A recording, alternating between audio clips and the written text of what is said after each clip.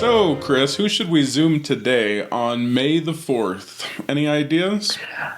Yeah, normally I would be wearing this outside, but since I'm inside and isolating and we're with Star Wars people, we'll just use the Force. So let's just go ahead and get rid of this right now. All right, here we go.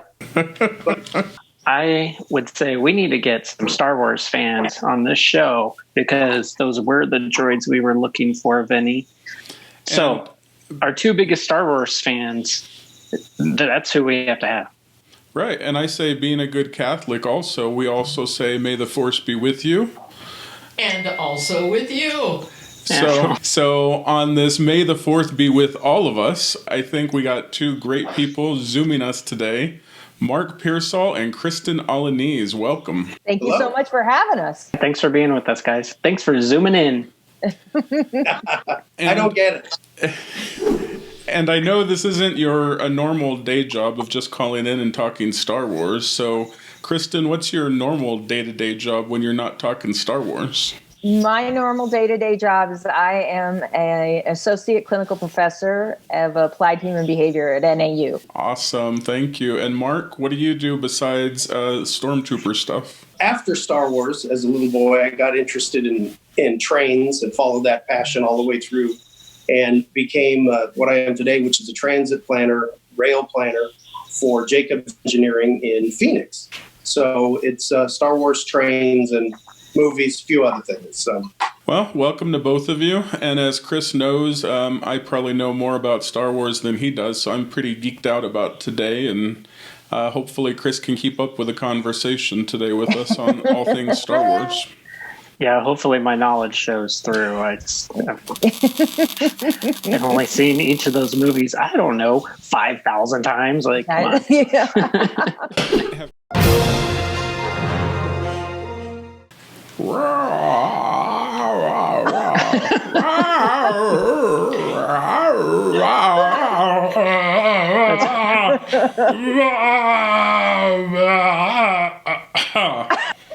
Wow. I'm not sure we can beat that, guys. My friend John Santo used to do a really better one of me. I need water, but I'm out. I need to gargle. Yeah. Yeah. All right. Let's see if I can do this. Yeah.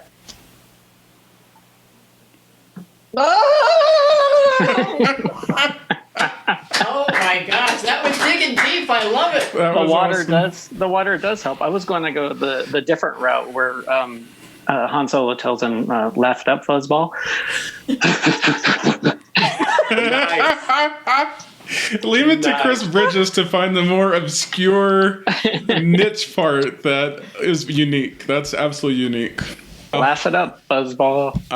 Hey, how do you know Vinny? I'm infamous in so many ways. So I met Kristen at NAU. She was one of my professors, and now I have the privilege of being able to work with her at NAU. Yeah, so I oversee the Applied Human Behavior program where Vinny graduated from. And so my claim to fame, part of the reason why I'm here is I used to teach a Star Wars course. Yeah. Well, there's more than that reason why you're here.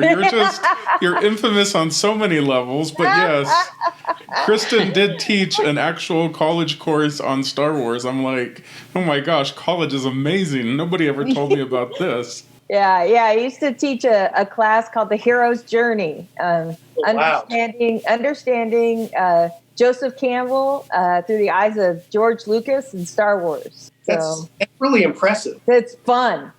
It's a lot less impressive than it is just really badass. It was like a dream of mine, and so I had the opportunity to build electives for our department, and that was the first elective I built. Well, isn't your Star Wars tale, and then Star Trek, and then all fantasy, Lord of the Rings? It's Shakespearean and it's Greek tragedy. If you go back far enough, the human stories remain constant. It's just the uniforms and the locations change. Well, I actually, you know what? I don't want to get too academic on this, but But George Lucas was highly influenced by samurai movies, and then Joseph Campbell. So whereas Star Wars or Star Trek and some of these other movies, they're much more focused on a different kind of journey or experience. George Lucas was actually trying to replicate this idea of honor and understanding the journey of the human condition. And there are actually some really great videos of George Lucas talking about the mentorship that he had with Joseph Campbell and understanding like Kurosawa and like the Seven Samurai. Yes. And you can see that link of like one for one. You take Seven Samurai and you compare it to Star Wars and the first four, and how it links up with all the characters and understanding that. And that's why, Star Trek will never compare in any way. And anybody that tries to tell me that Star Trek is equal to or better than Star Wars, they can't be a part of my friend circle. Right. Well, and it's your Star Trek. Your Star Trek, that was the soap opera in space, which was really, right. I mean, I think Roddenberry had kind of alluded to that. Yeah. But yeah, Star Wars, you're right. You mentioned Kurosawa. I remember when I was 5 or 6, my friend John Santo, who also grew up in Prescott, his dad had been in Hollywood and had mentioned the Seven Samurai. So I was like, wow, that's 40 years ago, over 40. Right. And The Fortress too, which is another Kurosawa. If you watch The Fortress, it's the same thing. The characters align, and you have to really like samurai films to be able to get into those storylines, because they're a lot slower. But at the same time, you understand the philosophical perspective of developing honor and understanding process and why life is important and value systems, in a very different way. So like I said, you don't want to go down that rabbit hole with me. That's what I made Vinny do. I think it's a great rabbit hole. And I think, Chris, this is the best show we've ever done. We've said 0. Yeah. Our guests have asked each other questions. They've answered the questions. I think we just put ourselves on mute and let them go. This is the lazy way. Isn't it? It's not really a rabbit hole. Wouldn't it be a sarlacc pit? No. Wow. And you are going to, right, and you will be digested for 1,000 years. Yes. Wow. That's what my students probably think about some of my classes. They're like, I am in a sarlacc. Yes, I think that's probably true what they think. Yeah, that's how my son feels on this. You got to stay home and not see your friends. Like he's in the sarlacc pit. Yeah. Right? Oh my gosh. I just remember they had a big lever that they turned on or off or something, and it made a big sound. That thing. Well, and then they never. So apparently, Han Solo was one of these guys for a short period of time, and they cut some of those scenes out where these guys had lines. So you're like, really? Oh. And then you remember the gunner. Yeah. Oh yeah. So that's my other helmet. I've taken it apart. It's a mess right now. But those are the guys that, Death Star gunner. So anyway, I just didn't like the Stormtrooper uniform because I got a lot of friends that you probably, they do baseball games and school events, and they're on TV, but they're really hot. They can't sit down. They all have fans. So I thought this way, you can talk to people and be a face amongst many faceless. So right. Thank you for what you do, that you're out doing this work with families and kids and out in the, because I wonder what that experience is like for you, because, I've been out to, to go to big functions where I've taken pictures with people, that there have been stormtroopers, and I've always thought, oh my gosh, that must be so fun. Except for and hot. But right. I wonder what that is like for you, going out and doing those things and being with people. Well, it's really neat because it's kind of, I guess, penance for being a grown man who's almost 50 you get to dress up as a childhood character that you love, but your penance is you've got to, it's I guess, and this is for the other guys that have done a lot longer than I have. It's noble, and they're giving back to maybe kids who are not, they're not long for this world. They're a Make-A-Wish Foundation, children's events, schools. I did my daughter's school last year. The sad thing is we've all been kneecapped since about January because there's social distancing. I mean, it really kind of got into the wind right after the holidays. So the 501st all over the state, all over the country, no one's been able to really do anything. So we're looking forward to getting back to it. A lot of the guys, I've heard a lot of the stories. My friend Craig, how they went to a children's hospital, and they were all in stormtrooper uniforms, and every one of them was weeping behind those masks because they knew what they were in the middle of. And that was about three years ago. He told me that, and I thought, well, wow, that it's not just you've taken your hobby, something you care about, and wrapped it in, but there, nowhere near, your frontline people are fighting C-19 right now. They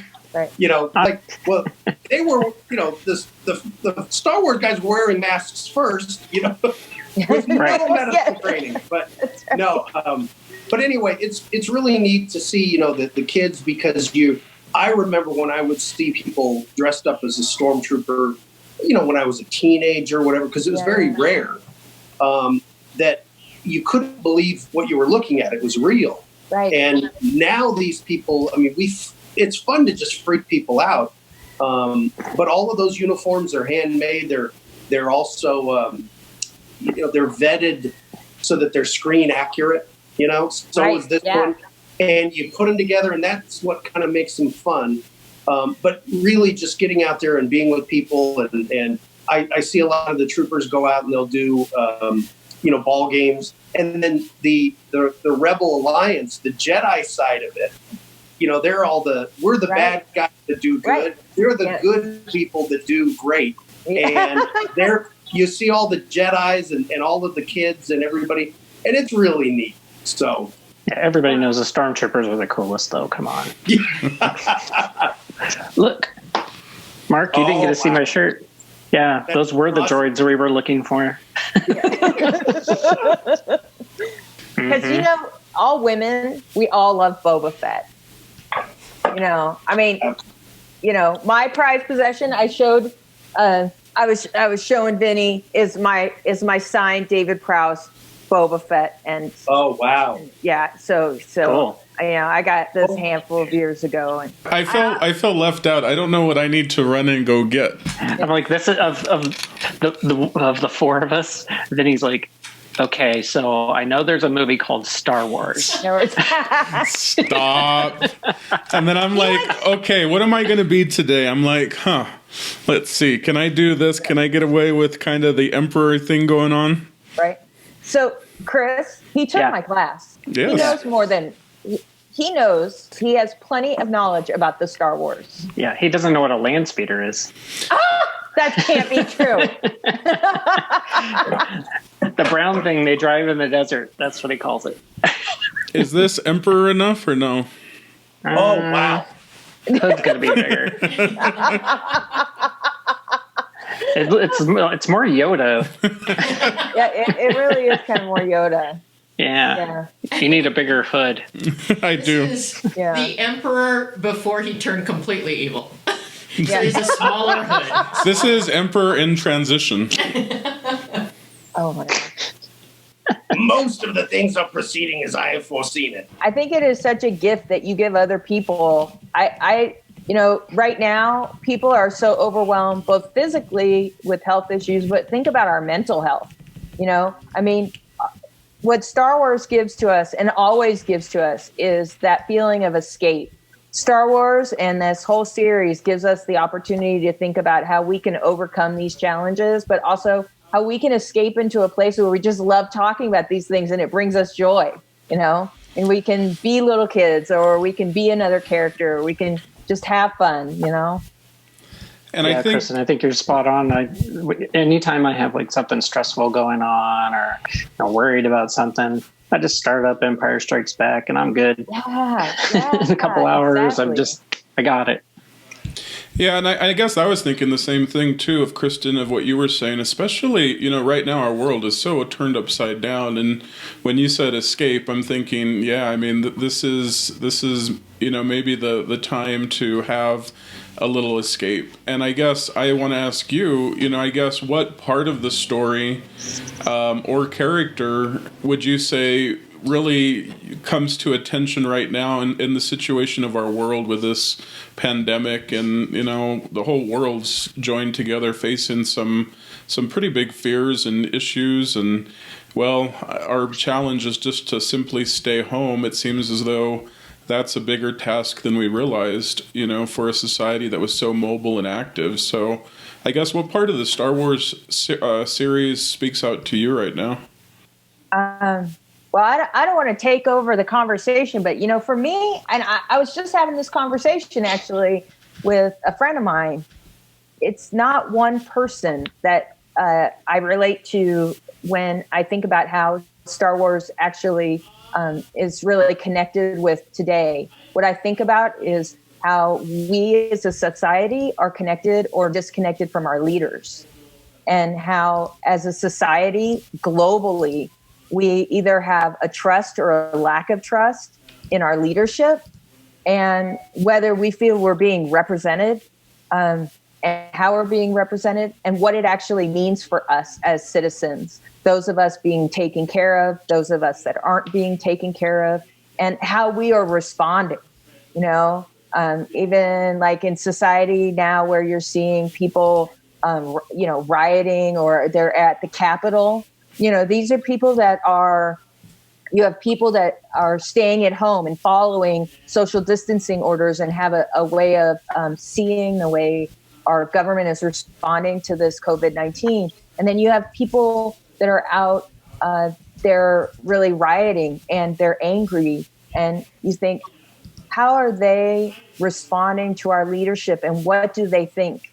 When Senator Amidala says, this is how liberty dies. So this is how liberty dies. With thunderous applause. Right? This is some of the language that our newspapers use. It's as if they took it directly from Star Wars. And you may disagree with it. I mean, it may be different than your own political preference, but it doesn't mean it doesn't link with the discussion, the philosophical discussion of what is happening at a more global context and at a government context. So that's where I connect with it. And that's what gives me chills, is to watch Star Wars and see how we're relating to the world now and what's going to happen next, because our economy is reeling, but it's just the beginning. It's only going to get worse. It's only going to get worse. With 30 million people unemployed right now, the suffering is going to get much get much worse as people get physically better, So that's kind of where I'm at right now. And I think we could learn a lot from some of the Star Wars and kind of putting that in perspective and having those dialogues. And it might even be a little bit easier to have a conversation at dinner with people that we don't agree with.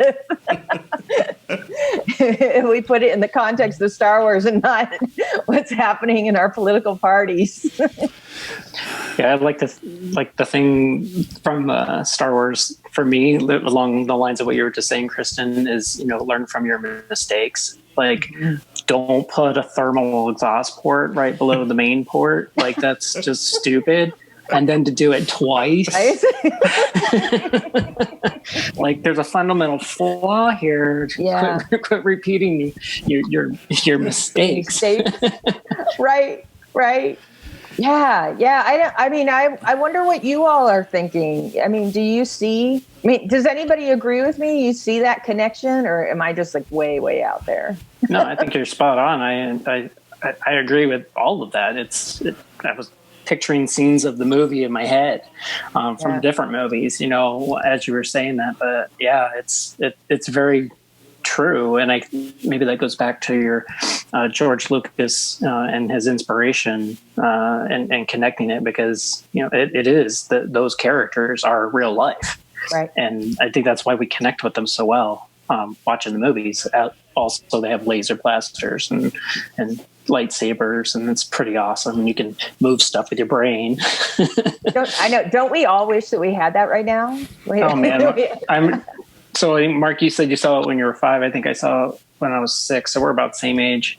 But me and my friends would get together, and we would literally sit at the picnic table and try to make a spoon move. Wow. They're like, well, all you got to do is just think hard enough, and that spoon's going to move, just like in the movie. It didn't work.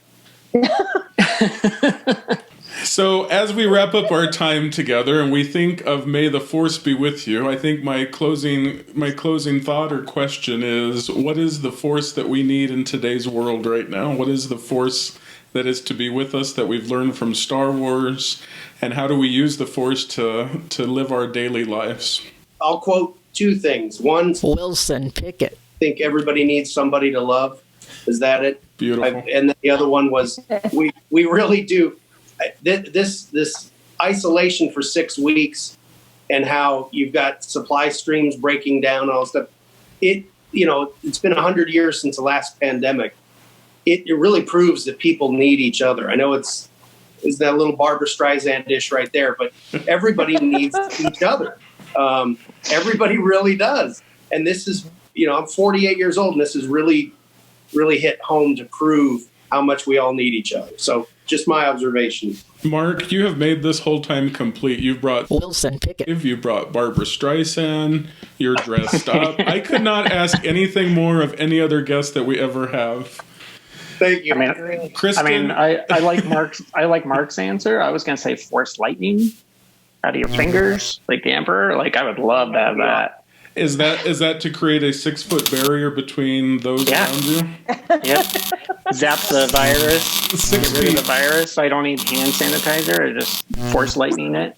Okay, Kristen, what's the force that we're going to use and we need in our world today? Well, I could say that we just need more midichlorians, but I think that might just get a little too deep. Benny doesn't know what that is. Stop. You don't know what that is. Happy hours in 3 hours, and I'm having a shot of midichlorians. Just saying. Okay. I agree with Mark. I think that whole idea of may the force be with you, that the force, remember, is all encompassing. And that includes all of us, and it includes our responsibility to each other and our connectivity. And I think we need more connectivity, and I think hopefully what this is teaching us right now is how connected we are, how much we rely on each other, not just on things. We're so focused often on the things we need. And really what we need is each other, and to use each other as a resource and to care for each other. So may the force be with you. May the force be with you, and you, and you. And often I tell Chris Bridges he's my only hope. Mark, that thing works. That's the one. That's my favorite Star Wars toy ever. My daughter, my friend had one of those, and so I would always try to be that when we were playing Star Wars as kids. Hey, folks, it's been a real privilege. I appreciate you all letting me know. Honestly, Vinny and Chris, I didn't realize you were both such diehard Star Wars fans to this level. Well, it's been a pleasure to meet you. And, we're representing Phoenix while they're representing Prescott. And I love that. And thank you for bringing your joy and the work that you do out there, because you filled my heart today.